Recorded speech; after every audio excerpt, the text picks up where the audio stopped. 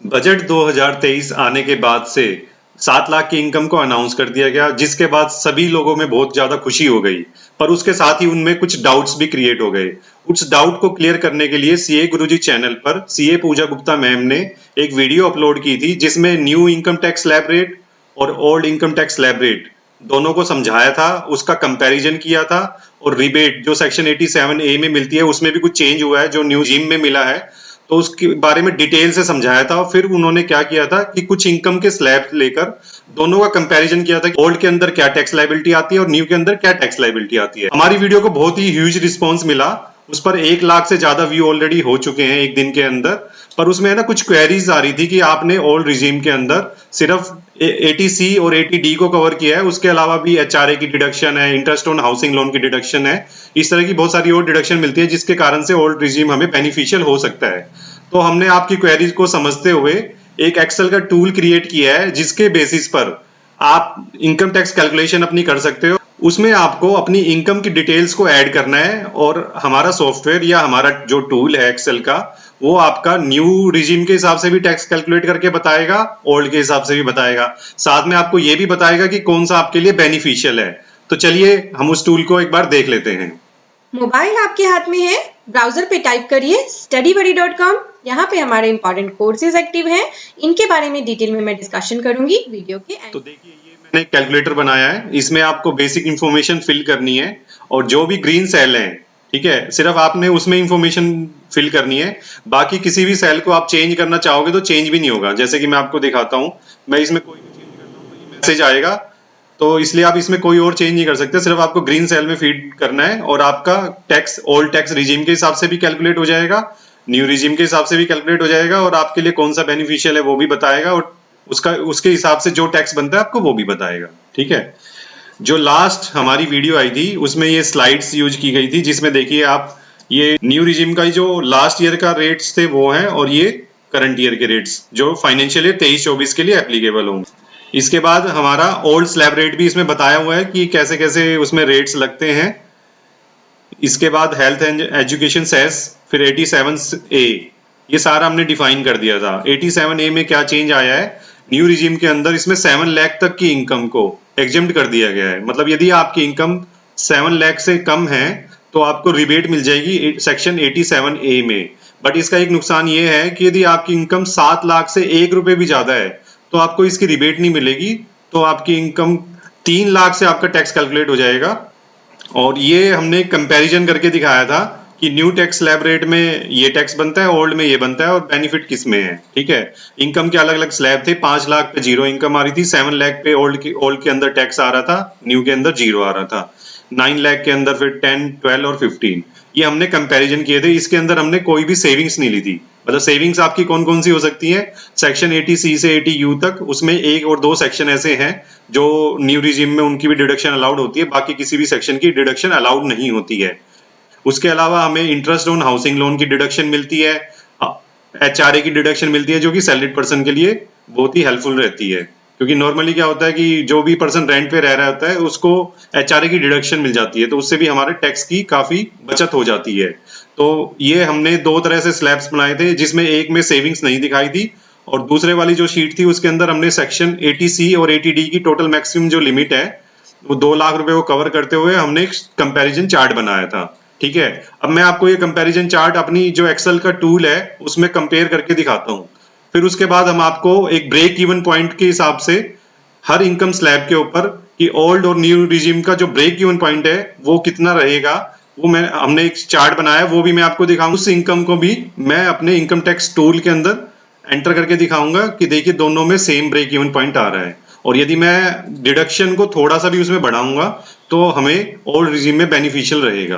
देखिए पहले हमारी इनकम यदि 7 लाख है और हमारी यदि कोई भी सेविंग नहीं है, तो इसमें मैं क्या करता हूँ, अदर सोर्स में अपनी इनकम को 7 लाख दिखा देता हूँ। ठीक है, और मेरी कोई भी सेविंग नहीं है, तो आप ये देखिए ओल्ड रिजीम के अंदर मेरा 54,600 रुपए टैक्स आ रहा है और न्यू रिजीम में जीरो आ रहा है। बेनिफिशियल मेरे लिए कौन सा न्यू रिजीम है और यहाँ पर जीरो इनकम दिखा रहा है। ठीक है, मेरा यहाँ देखिए 54,600 था। अब मैं यदि इस इनकम को 9 लाख में कन्वर्ट कर देता हूँ, मान लीजिए मैंने यहाँ फिगर चेंज कर दी, 9 लाख कर दिया, तो देखिए न्यू रिजीम के हिसाब से 46,800 आ रहा है और ओल्ड रिजीम के हिसाब से 96,200 आ रहा है। और फिर हमें ये भी बता रहा है कि न्यू रिजीम हमारे लिए बेनिफिशियल है और उसके हिसाब से जो हमारी फाइनल टैक्स लायबिलिटी आएगी वो 46,800 आएगी। देखिए इसमें भी हमने सेम आपको बताया था कि न्यू रिजीम के हिसाब से 46,800 और ओल्ड के हिसाब से 96,200, ठीक है, और जो बेनिफिट हो रहा है 49,400। पर ये जो बेनिफिट हो रहा है ये उन लोगों के लिए ज्यादा बेनिफिशियल है जो कोई भी सेविंग्स नहीं करते हैं अपनी, ठीक है। इसी तरह फिर मैं 10 और 12, 15 तीनों का कंपैरिजन भी दिखा देता हूं आपको। ये मैंने 10 लाख रुपए की एंट्री की है, तो देखिए एक जीरो मैंने कम लगा दिए, 10 लाख रुपए की, ये देखिए यहाँ पर 62,400 आ रहा है और उसके हिसाब से 1,17,000 रुपए आ रहा है, ठीक है। इसमें भी सेम है और हमारे लिए बेनिफिशियल कौन सा होगा, 62,400 वाला। और इसको मैं थोड़ा सा आपको है ना समझा भी देता हूँ कि इसके अंदर क्या क्या डिटेल्स हैं। ये statement showing income tax competition, ये इसकी हेडिंग होगी। असेसमेंट ईयर 2024-25, असेसमेंट ईयर 2024 का मतलब है 24-25 का मतलब है फाइनेंशियल ईयर 2023-24 और फाइनेंशियल ईयर 2023-24 का मतलब है 1 अप्रैल 2023 से 31 मार्च 2024 तक आप जो इनकम अर्न करेंगे वो इसमें कवर होगी, ठीक है। और यहाँ पर देखिए आप पहले अपनी डेट ऑफ बर्थ आप एंटर कर दीजिए, उसके बाद आपकी एज को वो अपने आप कैलकुलेट कर देगा। फिर हम यहाँ पर अपनी जो भी आपकी डिडक्शंस हैं, चाहे वो 80C में है, 80CCD में है, 80D में है, G में है, E में है, 80TTA में है या अदर डिडक्शन कोई और है सेक्शन, क्योंकि बहुत सारे सेक्शन है तो कोई अदर डिडक्शन है तो वो आप यहाँ मेंशन कर सकते हैं, ठीक है। फिर हम जो अपना इनकम फ्रॉम, यदि आप सैलरीड पर्सन है तो यहाँ पर अपना ब्रेकअप दे दें, बेसिक सैलरी आपकी कितनी है, हाउस रेंट अलाउंस कितना है, अदर अलाउंस कितने हैं, बोनस यदि कुछ मिलता है आपको तो वो कितना है, यदि आपको यदि आपको इस ईयर में कोई एरियर मिला है तो वो कितना है, ठीक है। प्रोफेशनल टैक्स, प्रोफेशनल टैक्स क्या होता है कि आपको पता है नॉर्मली 2500 तक की डिडक्शन मिलती है तो वो यहाँ मेंशन कर सकते हो यदि कोई है तो। यदि आपने जॉब स्विच की थी फाइनेंशियल ईयर के बीच में तो आपको प्रीवियस एम्प्लॉयर से जो भी इनकम अर्न हुई है तो वो आप यहाँ मेंशन कर सकते हो। उसके बाद यदि आप रेंट भी पे करते हो, हाउस रेंट अलाउंस के अगेंस्ट में क्या होता है कि हमें एक HRA की डिडक्शन मिलती है, वो हमें तब मिलती है यदि हम किसी किराए के मकान में रह रहे हैं, और यदि हम किराए के मकान में रह रहे हैं तो उसके लिए हमें डिडक्शन का बेनिफिट मिल जाता है।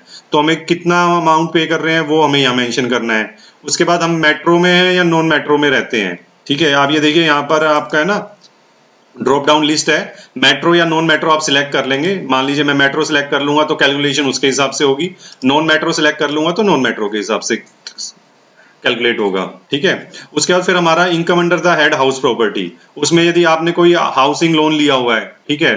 बहुत सारे लोग होते हैं जो किराए पे रह रहे होते हैं पर वो अपना मकान खरीद लेते हैं और उसके लिए हाउसिंग लोन लेते हैं, तो उसमें गवर्नमेंट की तरफ से बेनिफिट मिलता है इनकम फ्रॉम हाउस प्रॉपर्टी। जो सेक्शन 24 के अंदर डिडक्शन मिलती है 2 लाख रुपए तक की लिमिट है। यदि आप सेल्फ ऑक्यूपाइड है, मतलब आप घर को अपने लिए यूज कर रहे हैं तो 2 लाख रुपए तक की लिमिट है। यदि आपने उसको लेट आउट किया हुआ है, मकान को किराए पर चढ़ाया हुआ है, तो उस केस में आपकी जितनी भी इंटरेस्ट की वैल्यू होती है उसकी कंप्लीट डिडक्शन मिल जाती है, ठीक है। तो आपने सिर्फ यहाँ पर इंटरेस्ट, पूरे साल का जो भी इंटरेस्ट है, प्रोविजनल सर्टिफिकेट हमें मिल जाता है बैंक से, उसके बेसिस पे आप इंटरेस्ट की वैल्यू यहाँ पर पुट कर देंगे। और यहाँ पर यदि आप सेल्फ ऑक्यूपाइड है तो सेल्फ ऑक्यूपाइड रखेंगे और यदि लेट आउट है तो आप लेट आउट दिखा देंगे, उसके हिसाब से ही डिडक्शन को वो कैलकुलेट कर लेगा। तो यदि आपने लेट आउट किया हुआ है तो आप रेंटल इनकम आपकी जो भी आ रही है, मान लीजिए आपने 5,000 रुपये पर मंथ पे दिया हुआ है, 10,000 पे दिया हुआ है या 50,000 पे दिया हुआ है, तो उसके हिसाब से यहाँ फिगर पुट कर देंगे। इनके बेसिस पे इन दोनों की कैलकुलेशन का नेट ऑफ यहाँ पर टोटल इनकम हमें हाउस प्रॉपर्टी की निकल के आ जाएगी। फिर उसके बाद आप यदि कोई बिजनेस इनकम है आपकी, कैपिटल गेन से इनकम है, अदर सोर्स से इनकम है, तो आप वो यहाँ मेंशन कर देंगे। जैसे हम यहाँ फिगर्स को मेंशन करेंगे, बस आपको ग्रीन सेल में फिगर्स को मेंशन करना है, बाकी काम सारा ये टूल अपने आप करेगा, ठीक है। और इसके बेसिस पे आप किसी की भी कंपटीशन बना सकते हो, आप खुद की कंपटीशन बना सकते हो, किसी फैमिली मेंबर की बना सकते हो, किसी फ्रेंड की बना सकते हो, यदि कहीं आप जॉब करते हैं तो किसी क्लिक की बना सकते हो, ठीक है। उसके अलावा यदि आप कंसल्टेंट है, मान लीजिए आप अकाउंटेंट है, टैक्स कंसल्टेंट है, तो आप अपने क्लाइंट्स की भी वर्किंग इसमें करके देख सकते हो। जैसे हम ऊपर फिगर्स को फीड करेंगे तो उसके बेसिस पे यहाँ पूरे कैलकुलेशन हो जाएगी। ये देखिए इनकम फ्रॉम सैलरी का हमारा पोर्शन, यहाँ ये ग्रोस सैलरी इनकम फाइनल आ जाएगी, फिर हाउस प्रॉपर्टी की आ जाएगी, business income, capital gain, other, total हमारी ग्रोस टोटल इनकम आ जाएगी। ग्रोस टोटल में से जो जो हमें डिडक्शंस हैं, जो हमने ऊपर फिगर दिए उसके बेसिस पे हमारा डिडक्शन का टोटल वैल्यू आ जाएगी, इसको माइनस करके हमारी ग्रोस टोटल इनकम आ जाएगी, ठीक है। ये फाइनल फिगर आने के बाद हमें taxable income as per old regime क्या रहेगी वो आ जाएगी, और जो हमारी न्यू रिजिम होगी वो नीचे आ जाएगी। उसके हिसाब से जो भी टैक्स कैलकुलेशन है वो हमारी फाइनल कैलकुलेशन आ जाएगी, टोटल टैक्स इंक्लूडिंग सरचार्ज और एजुकेशन सेस, जो भी हमारी फाइनल टैक्स लायबिलिटी बनती है ओल्ड रिजिम के हिसाब से वो कैलकुलेट हो जाएगी। और उसके बाद जो भी हमारी न्यू रिजीम के हिसाब से बनती है वो कैलकुलेट हो जाएगी। तो इसमें हमने अपनी तरफ से जो भी मेहनत करके बनाया इस शीट को, तो आप इस शीट को यूज कीजिए, और इसमें आपको कोई भी लगता है कि कुछ इंप्रूवमेंट की और रिक्वायरमेंट है या कोई चीज हमने मिस कर दी है, तो आप नीचे दिए हुए कॉन्टैक्ट नंबर पे या ईमेल आईडी पे हमें अपनी डिटेल्स भेज सकते हैं, अपनी क्वेरी भेज सकते हैं, तो हम उसको रिजोल्व करने की अपनी तरफ से पूरी कोशिश करेंगे। चलिए अब मैं आपको इसको करके दिखाता हूँ, ठीक है। तो जैसे मैंने अब ये 10 लाख की इनकम दिखाई थी, 10 लाख में भी हमारा जो स्लाइड थी आप उसके हिसाब से देख सकते हो 1,17,000 और 62,400। तो इसमें हमें न्यू रिजीम में जाने में बेनिफिट हो रहा है 54,600। पर ये सिर्फ उन लोगों के लिए है जो कि नो सेविंग में विश्वास रखते हैं। जो लोग नो सेविंग में विश्वास रखते हैं सिर्फ उन्हीं के लिए बेनिफिशियल है। जो लोग सेविंग्स कर रहे हैं, चाहे वो 80C में है, 80D में है, 80E में है, 80G में है, ठीक है, या फिर 80AA में है, बहुत सारी डिडक्शन है उनमें है, या हाउसिंग रेंट अलाउंस है उनका, जो वो किराए के मकान में रहते हैं तो वो डिडक्शन उनको मिल रही है एम्प्लॉयर की तरफ से, हाउसिंग लोन लिया हुआ है जिसके ऊपर उनको डिडक्शन मिल रही है। तो उस केस में वो कंपैरिजन करके ही फाइनल पता चलेगा कि आपके लिए ओल्ड रिजीम बेनिफिशियल है या न्यू। वैसे जो गवर्नमेंट का मोटिव है वो उनका मोटिव ये है कि ज्यादा से ज्यादा लोग न्यू रिजीम में कवर हो और उसी का बेनिफिट लें। तो हमें तो ये लग रहा है कि आने वाले 1 या 2 साल में ये ओल्ड रिजीम को खत्म ही कर देंगे, ठीक है। इसमें अब देखिए 10 लाख के बाद मैं 12 लाख वाली इनकम फीड कर लेता हूं। ये देखिए 12 लाख में भी वही आ रहा है कि आपका डिफरेंस आ रहा है 93,600 का, और जो बेनिफिशियल है 93,600 हमारे लिए बेनिफिशियल रहेगी। उसके बाद 15 लाख में कर देता हूं यहाँ पर। तो ये देखिए 2,73,000 रुपये आ रहा है ओल्ड रिजीम के हिसाब से, और न्यू रिजीम के हिसाब से आ रहा है 1,56,000। तो इसमें भी हमें बेनिफिशियल यही रहेगा। इसके बाद मैं आपको दिखाता हूँ यदि हमारी सेविंग्स हैं 80C और 80D में, ठीक है। तो 80D और 80D में मेरी टोटल 2 लाख रुपए की सेविंग है, तो मैं यहाँ मेंशन कर देता हूँ 1,50,000 की मैं दिखा देता हूँ 80C में, और 80D में मैं दिखा देता हूँ 50,000 की। वैसे इसमें मैक्सिमम आप है ना 1 लाख रुपए तक के आप बेनिफिट ले सकते हो।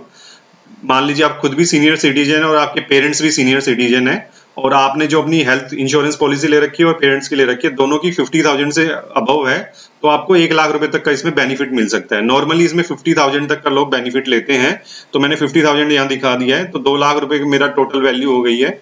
और अब मैं इसमें अपनी इनकम को 9 लाख दिखाता हूँ।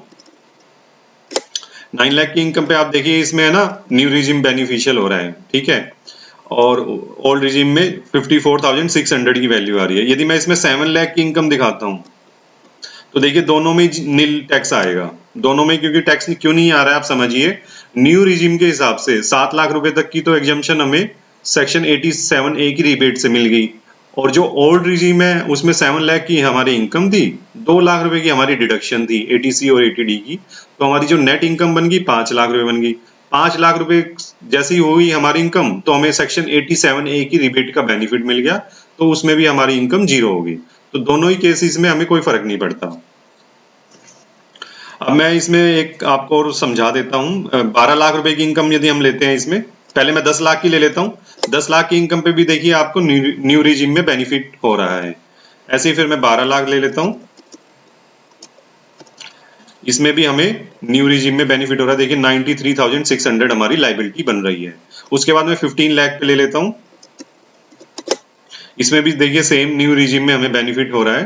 मान लीजिए मैं इस इनकम को 20 लाख कर देता हूँ, ठीक है, तो तब भी हमें न्यू रिजीम में ज्यादा बेनिफिट हो रहा है, ओल्ड रिजीम में हमें ज्यादा महंगा पड़ रहा है। ये हमें ज्यादा टैक्स पे करना पड़ेगा, इसलिए कुछ केसेस में ये न्यू रिजीम में बेनिफिशियल रहेगा। जो लोग ऐसे हैं जो बहुत कम सेविंग्स करते हैं उनके लिए ये न्यू रिजीम बेनिफिशियल रहेगा।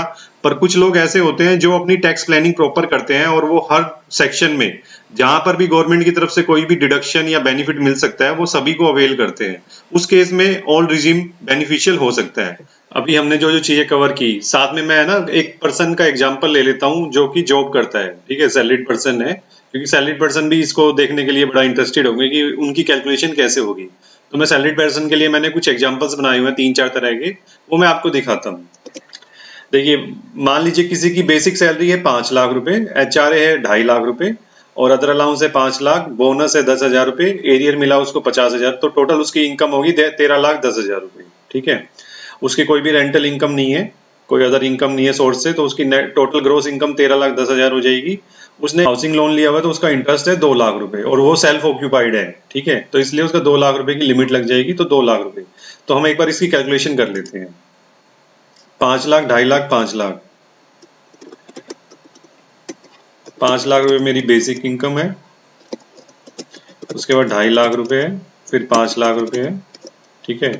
बोनस था 10,000 रुपए और एरियर है मेरा 50,000 रुपए। मान लीजिए हम ये सारी फिगर्स ले लेते हैं और जो सेल्फ ऑक्यूपाइड उनका घर है और उसके अंदर उन्होंने 2 लाख रुपए तक का, मान लो मेरे इंटरेस्ट की वैल्यू ज्यादा भी होगी, मान लीजिए मैं 2.5 लाख रुपए भी ले लूंगा तो कैलकुलेशन में वो 2 ही लाख रुपए आएगा, क्योंकि सेल्फ ऑक्यूपाइड पे एक थ्रेशोल्ड लिमिट है कि मैक्सिमम कैपिंग जो है वो 2 लाख रुपए की है, तो उससे ज्यादा आप ले ही नहीं सकते, ठीक है। तो उसके केस में आप देखिए टोटल जो हमारी इनकम हो गई, हमारी इनकम थी 13,10,000 रुपए और 2 लाख रुपए की डिडक्शन मिल गई, ठीक है। और ये अदर डिडक्शन को मैं हटा देता हूँ यहाँ से और अदर सोर्स की भी इनकम को मैं हटा देता हूँ। तो आप देखिए टोटल जो मेरी इनकम आ रही है ये 12,60,000 रुपये आ गई, क्योंकि 50,000 रुपये की मुझे स्टैंडर्ड डिडक्शन मिल गई। अच्छा, स्टैंडर्ड डिडक्शन के बारे में मैं आपको बता देता हूँ कि स्टैंडर्ड डिडक्शन अब न्यू रिजिम में भी अलाउ कर दी गई है। पहले वो सिर्फ ओल्ड रिजिम में अलाउ थी, अब न्यू में भी कर दी गई है, ठीक है। तो इसलिए ये दोनों में डिडक्टेबल होगी। 12,60,000 रुपये टोटल इनकम हो जाएगी। 13,10,000 रुपये हमारी टोटल थी, उसमें से 50,000 की डिडक्शन मिल गई, 12,60 आ गए और 2 लाख रुपए की हमें इनकम फ्रॉम हाउस प्रॉपर्टी से इंटरेस्ट की डिडक्शन मिल जाएगी। तो 10,60,000 रुपये हमारी टोटल इनकम आ जाएगी। 10,60,000 में से 1,35,720 रुपये तो ओल्ड रिजीम के हिसाब से कैलकुलेशन आ रही है और न्यू रिजीम के हिसाब से 1,26,880 रुपये आ रही है।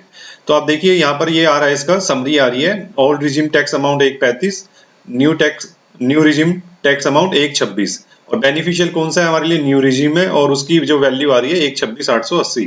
अब इसको हमें ना सेकंड एग्जांपल से चेंज कर लेते हैं। मतलब ये मेरा बनाने का पर्पस ये था कि कोई भी सैलरीड पर्सन हमारी वीडियो देख रहा है, हमारे टेलीग्राम चैनल पे जाए, हमारे चैनल को सब्सक्राइब करे, उसके बाद जो ये टूल है उसको डाउनलोड करे, उसके बाद जो भी उसका इनकम का स्ट्रक्चर है, ठीक है, और जो भी उनकी डिडक्शंस हैं वो सारी इसके अंदर फीड करके अपनी इनकम को कंपैरिजन करके ये चेक कर ले कि मेरे लिए ओल्ड बेनिफिशियल है, ओल्ड टैक्स रिजीम या न्यू टैक्स रिजीम।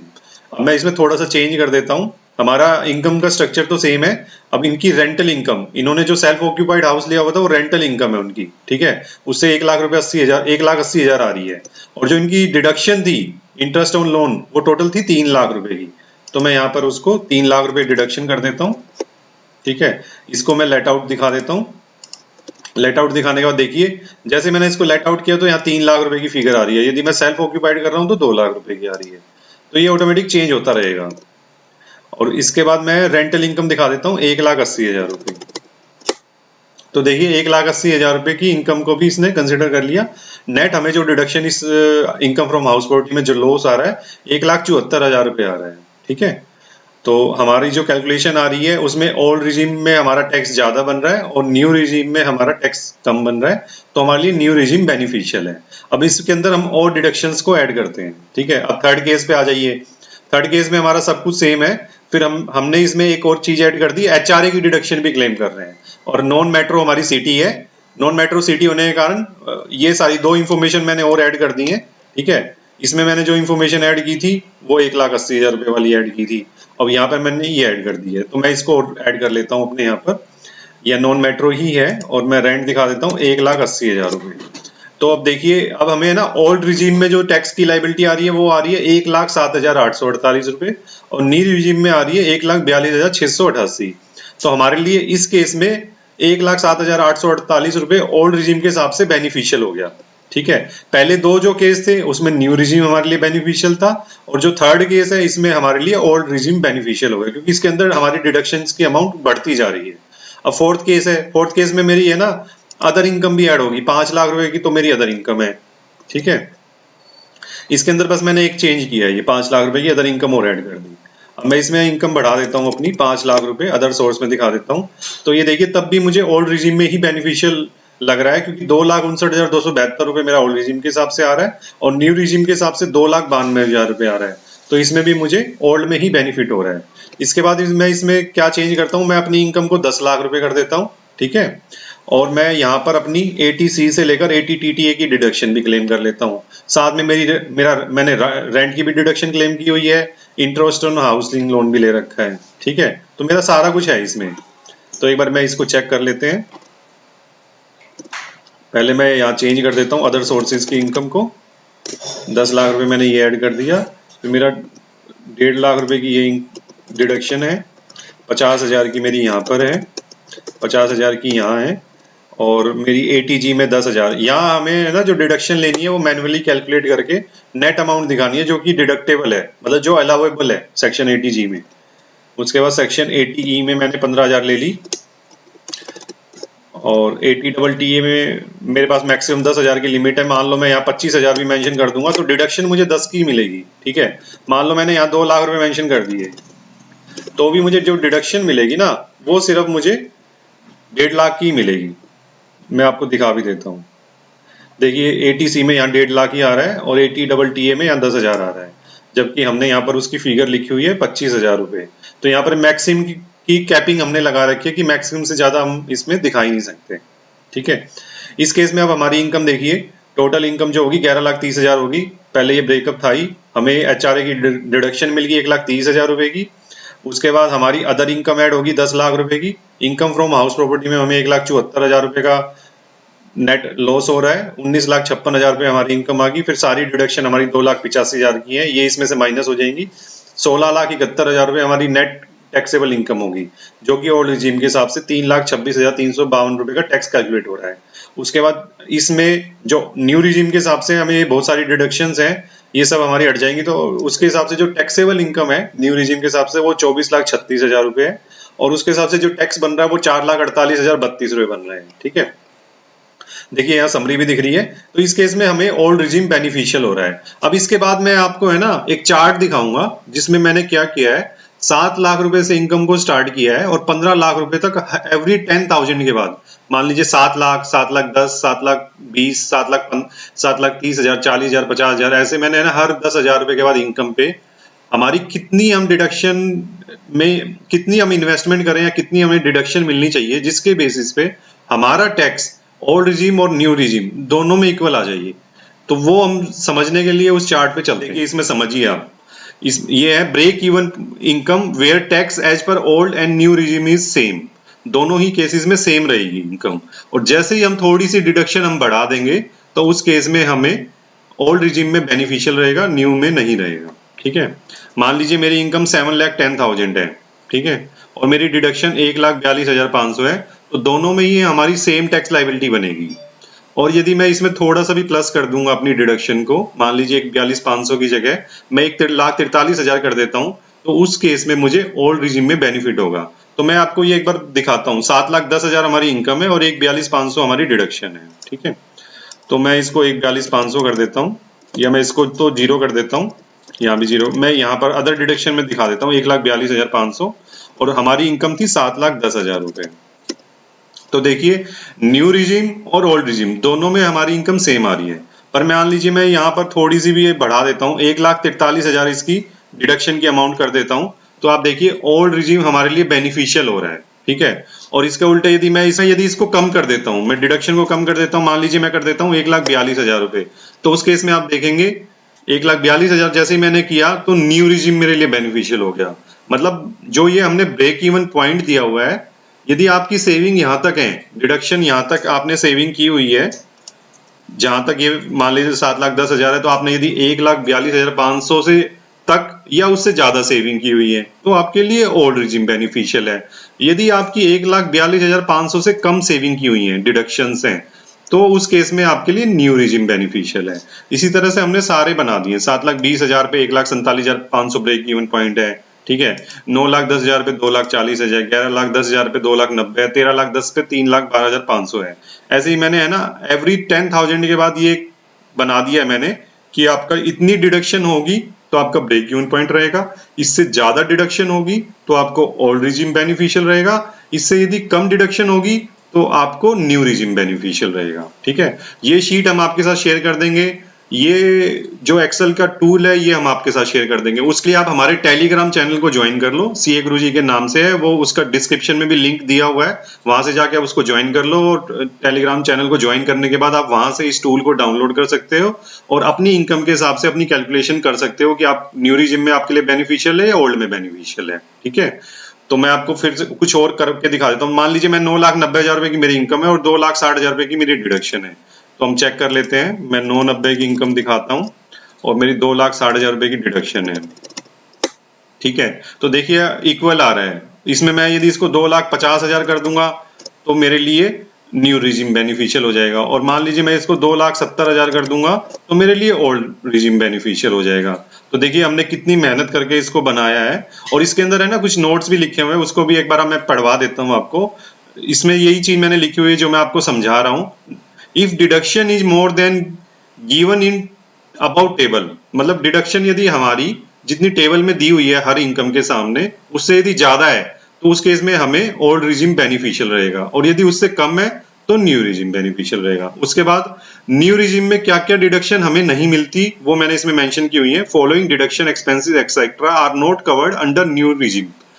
एक तो हमारी चैप्टर 6A की डिडक्शन जैसे ATC, ATD, ATCCD, EU, G, TTA, TB, TB, except दो जो सेक्शन है वो न्यू रिजिम में भी उनकी डिडक्शन मिलती है और ओल्ड में भी मिलती है। वो है 80CC अंडर सेक्शन 2 और एक 80CC जो कि अभी नया सेक्शन आया है, ठीक है। उसके अलावा सैलरी हेड में भी कुछ डिडक्शन होती है, जैसे HRA की डिडक्शन होगी, चिल्ड्रन एजुकेशन हो गया, LTA की डिडक्शन होगी। उसके बाद हाउसिंग लोन में जो हमारा हाउसिंग लोन होता है उसकी जो इंटरेस्ट की डिडक्शन होती है वो भी हमें नहीं मिलती न्यू रिजिम में।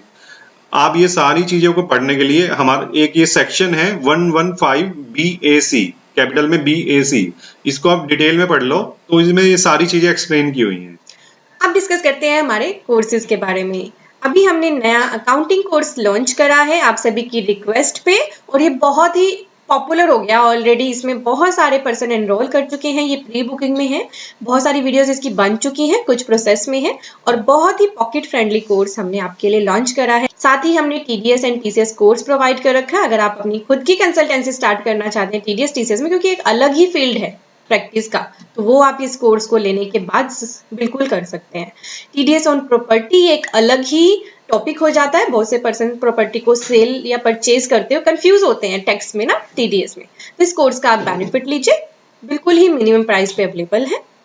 Then 3B reconciliation with 2B, ये कोर्स आपके लिए अवेलेबल कराए, क्योंकि रिकंसिलेशन GST में अब इतने इंपॉर्टेंट हो चुके हैं, आप इन्हें मिस नहीं कर सकते। तो लाइव 3B फाइलिंग है with proper 2B versus 2A reconciliation, और बहुत ही मिनिमम कॉस्ट पे अवेलेबल है। सिर्फ रिको सीखना है, 3B फाइलिंग नहीं सीखनी, तो वो कोर्स अलग से अवेलेबल है। MSME पे गवर्नमेंट का फोकस है कि सभी बिजनेसमैन खुद को MSME में रजिस्टर करके MSME के बेनिफिट्स लें। ये कोर्स भी आपके लिए अवेलेबल करा रखा है हमने। देन हमारे कॉम्बो हैं कुछ, और GST income tax ITR TDS के कोर्सेज है। मेगा कॉम्बो में हमारे GST income tax ITR TDS और automation of balance sheet course include है। इस कोर्स में बहुत सारे पर्सन एनरोल कर रहे हैं। Then automation of balance sheet का कोर्स, ये क्या है? बैलेंस शीट तो आप सभी को आती है बनानी, बट आप कैसे बनाते हो? एक एक चीज को, एक एक फिगर को एक्सेल में लिंक करते हो मैनुअली। अगर मैं कहूँ कि मेरे पास एक ऐसा तरीका है कि आपका क्लाइंट चाहे डेली आपके पास आ जाए और आपसे बैलेंस शीट मांगे तो आप 5 ही मिनट में उसे दे सकते हो, वो यही तरीका है जो इस कोर्स में बताया गया है।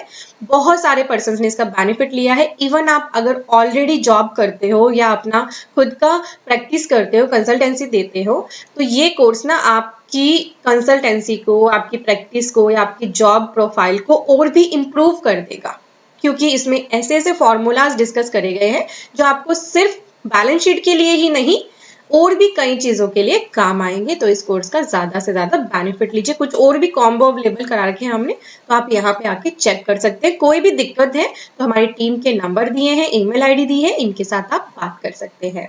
Thank you for watching, bye bye.